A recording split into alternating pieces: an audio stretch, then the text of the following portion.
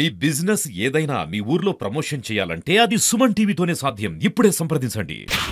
జై శ్రీమన్నారాయణ. సుమన్ టీవీ ప్రేక్షకులందరికీ కూడా ముందుగా శ్రావణ మాస శుభాకాంక్షలు. శ్రావణ మాసంలో పౌర్ణమికి ముందు వచ్చేటువంటి శుక్రవారాన్ని మన వాళ్ళంతా కూడా వరలక్ష్మి శుక్రవారంగా మనం కీర్తిస్తూ ఉంటాం. అంటే మనకు లోకంలో చూడండి, మనకు ఎక్కువ వరములు ఇచ్చేది ఎవరు అంటే తల్లే. లోకానికి ఎప్పుడైనా సరే పిల్లలకి ఏం కావాలన్నా ఎవరిస్తారు? తండ్రి దగ్గర ధనం ఉండొచ్చు కాక, తండ్రి దగ్గర అన్ని ఇచ్చేటువంటి స్తోమత ఉండొచ్చు కాక, కానీ పిల్లవాడి చేతికి ఎవరిస్తారు అంటే తల్లే అందజేస్తుంది. అటువంటి గొప్పనైనటువంటి జగన్మాత అయినటువంటి ఆ లక్ష్మీ అమ్మవారిని విశేషముగా ఆరాధించేటువంటి మాసం ఈ శ్రావణ మాసం. ఈ శ్రావణ మాసం రేపు మనకు 8వ తారీఖున ఈ సంవత్సరం శుక్రవారం వరలక్ష్మీ వ్రతాన్ని మనం జరుపుకోబోతున్నాం. ఆ వరలక్ష్మీ వ్రతాన్ని జరుపుకునేటప్పుడు మనం చేయవలసినటువంటి కొన్ని విషయాలను, లక్ష్మీ అమ్మవారి యొక్క వైభవాన్ని మనం ఇప్పుడు చెప్పుకోబోతున్నాం. లక్ష్మీదేవి క్షీరసాగరం నుంచి పాల్గొన పౌర్ణమి రోజు ఉత్తర పల్గుణ నక్షత్రంలో జన్మించినటువంటిది ఆ లక్ష్మీదేవి. అటువంటి లక్ష్మీ అమ్మవారు తన సంతానమైనటువంటి జనులు ఏదడిగితే అది వెంటనే ఇస్తుంది.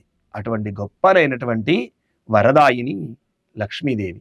అటువంటి లక్ష్మీదేవిని మనం శుక్రవారం రోజున ఇళ్లంతా కూడా చక్కగా శుభ్రం చేసుకొని,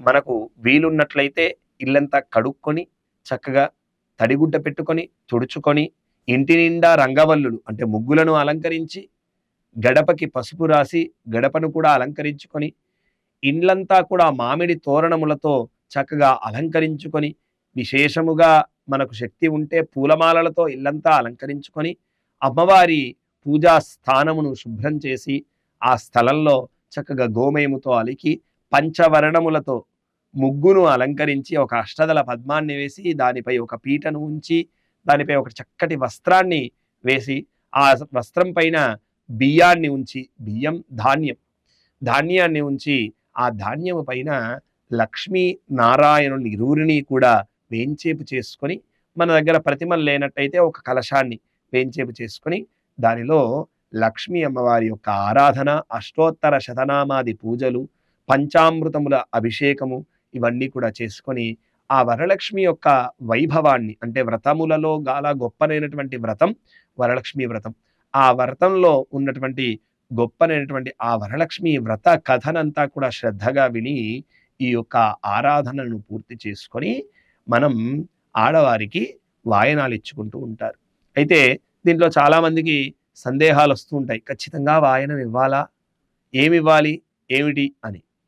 కనీసం మన ఇంటి ముందు ఉన్నటువంటి ఒక ముత్తైదువునైనా సరే పిలుచుకొని, వారికి కాళ్లకు పసుపు రాసి, చక్కగా బొట్టు పెట్టి, గంధాన్నిచ్చి, పసుపునిచ్చి, వారికి కనీసం ఒక ఫలాన్ని, అంటే ఒక పండుని ఏదైనా సరే ఇస్తే సరిపోతుంది.